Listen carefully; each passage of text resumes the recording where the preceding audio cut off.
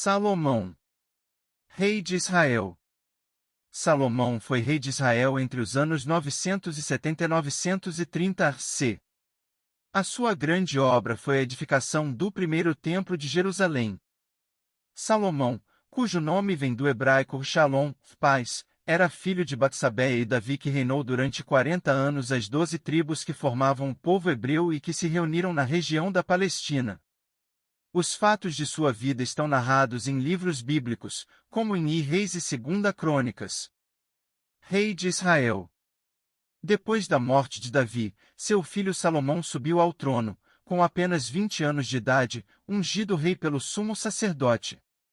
Apesar de sua juventude, era um sábio conhecido e respeitado em todo o reino. Diz a Bíblia que seu coração era cheio de sabedoria. Que Deus concedeu a Salomão sabedoria e inteligência extraordinárias. Salomão herdou de seu pai um extenso reino que ia do rio Eufrates até a fronteira egípcia.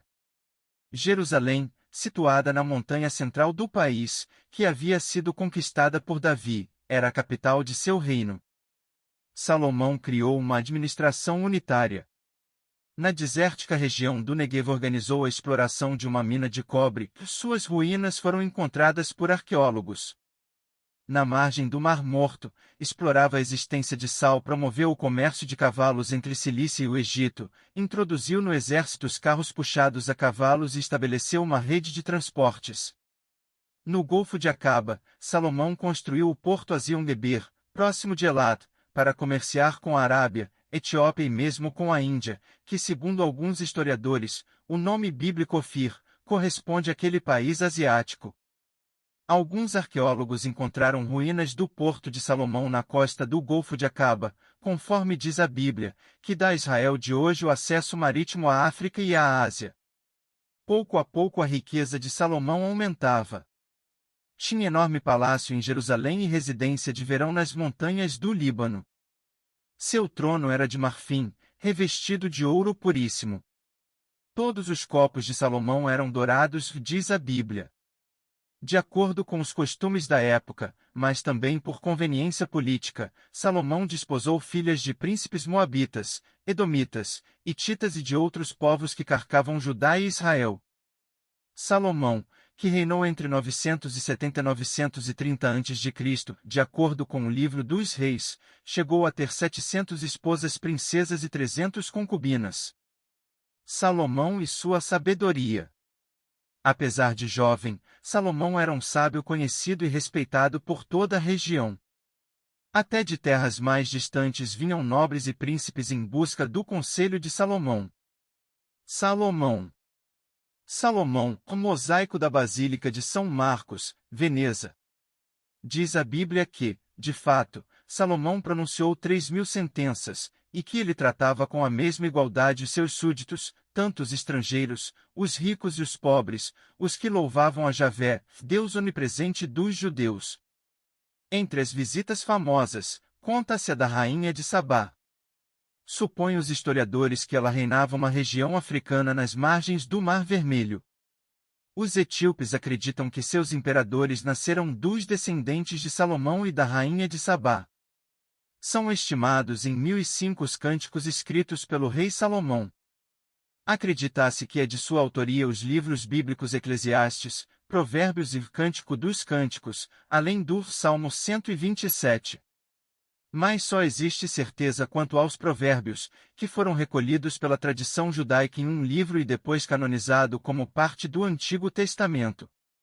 Foram reunidos em 31 capítulos que contêm 850 versículos, todos louvando o entendimento entre os homens, a justiça, a piedade, a sabedoria e o amor. Entre eles, com sabedoria se edifica um lar, com a inteligência ele se firma. Não te alegres quando teu inimigo cair, nem te regozijes quando tropeçar. Quando os justos se elevam, o povo se alegra, mas quando o ímpio domina, o povo suspira. Quem é sábio procura aprender, mas os tolos estão satisfeitos com a própria ignorância. O Templo de Salomão. Até então, não existia nenhum lugar especial para cultuar o Deus. Os hebreus consideravam que qualquer lugar era bom para fazer preces. Mas Salomão, após ter consolidado o poder, decidiu construir o Templo de Jerusalém, depois chamado de Templo de Salomão. Os mestres vinham de Tiro. O rei Irã enviou-lhe arquitetos fenícios, cedro e cipreste, em troca de trigo e óleo bruto. A obra deve ter começado em 959 a.C. e terminou 7 anos depois. O edifício era um complexo de recintos e pórticos. Seu teto e suas paredes eram revestidos de cedro. Havia frisos de ouro, candelabros, vasos, altos e baixos decoravam o interior. Essa é a descrição da Bíblia. Salomão. Templo de Salomão, reconstituição de acordo com a Bíblia. Morte. Salomão faleceu em Jerusalém, provavelmente em 930 a.C. Após sua morte, a Palestina se dividiu em 2 reinos. Dessa cisão, veio o enfraquecimento do povo hebreu, a perda do seu território e a dispersão do seu povo. O Templo de Salomão foi destruído 5 séculos mais tarde pelos invasores babilônicos. Reconstruído, foi arrasado novamente, no ano 70 da era cristã, pelas legiões romanas. Dele sobrou, até nossos dias, apenas uma muralha, que os judeus veneram e chamam de Muro das Lamentações.